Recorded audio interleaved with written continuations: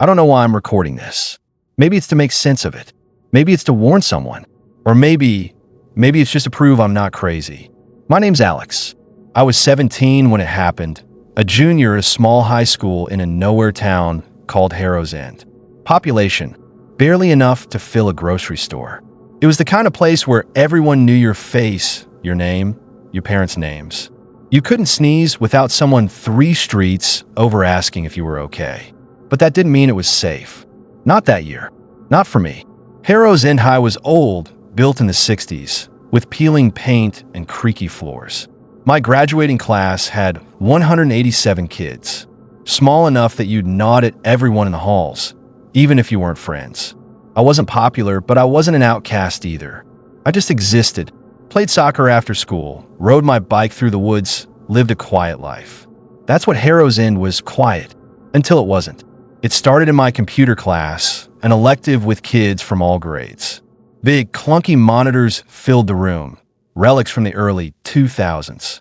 The classroom had 2 columns of tables, 4 rows each, for seats per row.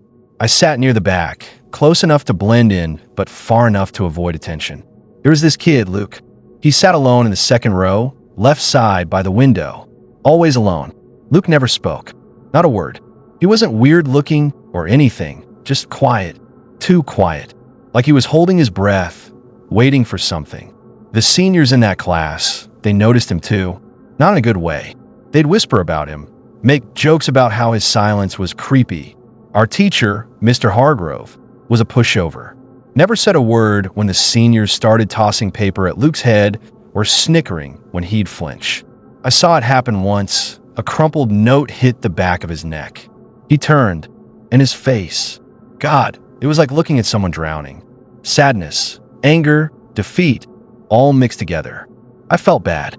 I did, but I didn't say anything. I never did. One day after school, I saw Luke sitting on a curb near the parking lot. It was late, the sun dipping low, painting the sky this bruised purple. Nobody else was around. Harrow's End was too far out for kids to walk home, so seeing him there just sitting felt wrong. I had my driver's license, early birthday, so I stopped. Hey Luke, I said, you need a ride? His face lit up like I'd thrown him a lifeline. He nodded, and we walked to my beat-up Corolla. It was a 10-minute drive to his house, a small place tucked at the edge of the woods. We talked. Not much, but enough. He said the seniors weren't the only ones picking on him. Other classes, other kids, they all saw him as a target. I'm just tired of it, he said. His voice was soft, like he wasn't used to using it. I told him to ignore them, that they were losers. He just nodded, staring out the window. When I dropped him off, I mentioned we lived close by. Maybe I'll see you around, I said. He smiled just a little, and that was that. After that, we nodded each other in class. A small thing, but it felt like something. I thought maybe I'd done enough. I was wrong. It was a Friday, 4th period computer class. Luke wasn't there. I noticed because his seat by the window was empty, the sunlight spilling across it like it was mocking him. I didn't think much of it. Maybe he was sick. Then, 7th period, English class, the loudspeaker crackled. Lockdown. This is not a drill. Lock all doors, turn off lights, stay silent. My English teacher, Mrs. Carver, froze for a second, her face pale. Then she snapped into action. Lights off, door locked. All of us herded into the corner of the room. We crouched there, 22 kids packed together, trying not to breathe too loud. Mrs. Carver's hands were shaking as she checked her phone. I could hear my own heartbeat. The principal came back on, his voice tight. There's an individual in a mask carrying a black duffel bag attempting to enter the school. Stay in lockdown. My stomach dropped. A mask? A duffel bag? Everyone knew what that meant, even if nobody said it. We sat there for what felt like hours, probably 20 minutes, listening to the sirens getting louder outside. Nobody spoke. Nobody moved. That night, I couldn't sleep. The lockdown had ended after police swept the school.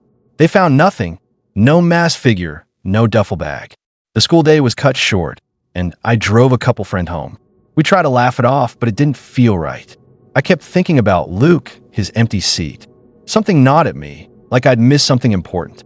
Around 2 a.m., I woke up to a sound. Talp, talp, talp. It was coming from my window. My room was on the ground floor, facing the backyard. The curtains were drawn, but I could see a shadow moving behind them. My heart started pounding. I grabbed my phone, ready to call my dad, when a voice came through the glass. "Luke, Alex, it's Luke." I froze. How did he know where I lived? I crept to the window, my hands shaking, and lifted the curtain just enough to see. There he was, Luke, standing in my backyard, his face pale in the moonlight. He wasn't wearing a mask, but something about his eyes, they were wrong. Too wide, too still, like he was looking through me. "What are you doing here?" I hissed, keeping the window shut. "Luke," whispered Eerie, "I tried to do something bad, Alex." Through the window, I saw it. My blood ran cold. "Was it you?" I asked, my voice barely a whisper. "The lockdown, was that you?" "Luke, yes." I wanted to scream, to run, but I couldn't move. He kept talking, his voice low, almost mechanical. I didn't mean it. Not really. I just wanted them to stop. He said he'd remembered the deli I mentioned, biked around until he found my car. That's how he found me. It didn't make it less terrifying. "Can I come in?" he asked. "I need to tell you what I was going to do." "No," I said, my voice shaking. "You need to go. You need to tell the school, the police, someone." He just stared at me, his face unreadable. I yelled, "Dad," and he bolted, vanishing into the dark. I woke my parents, told them everything. My mom called the police, her voice breaking as she explained. An officer came to our house, and I told him about Luke, the lockdown, the window. They went to Luke's house that night, but he wasn't there. The next day, they found him, or he came back, I'm not sure. He confessed to the police, admitted to bringing a duffel bag to school, to wearing a mask. He said it was a prank, that he just wanted to scare people. But I saw his eyes that night. There was something else there, something not human. Luke was charged with making a terroristic threat. He did time, juvenile detention, I think. He's out now, somewhere. I don't know where. Part of me feels sorry for him. I saw how the seniors treated him, how the school ignored it. I showed him one small kindness, and he latched onto it, follow me home. But that night at my window, I can't shake it. His voice wasn't just his. There was something else in it, like static, like a second voice whispering underneath. A few weeks after, I went back to computer class. His seat was still empty. But one day, I sat at his computer just to see. The screen flickered, and for a second, I swear I saw something. A face, not Luke's, not anyone's, just eyes in the static, watching me. I turned it off, told myself it was nothing. But sometimes late at night, I hear that tapping again. Top, top, top. And I don't open the curtains anymore.